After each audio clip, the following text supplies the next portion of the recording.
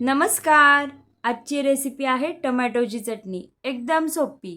कारण काय होतं ना, घरी काय नसलं ना की आपल्याला भाजीला आपण टमॅटोची चटणीच करतो. मस्त कांदा आणि टमॅटो बारीक चिरून घ्यायचं, कोथिंबीर, लसूण आणि हिरवी मिरची आपल्याला वाटून घ्यायची आहे. जाडसर अशी कुटून झाल्यावरती कांदा आणि टमॅटो घ्यायचा. टमॅटो आपल्याला पाण्यामध्ये घालून ठेवायचा आहे, जेणेकरून त्याच्या बिया निघतील. आता काही ठिकाणी बिया काढत नाही, आमच्याकडे काढतात, त्यामुळे आम्ही मी असं पाण्यामध्ये ठेवते. मग तेलामध्ये हिंग, जिऱ्याची फोडणी करून कढीपत्ता घालते.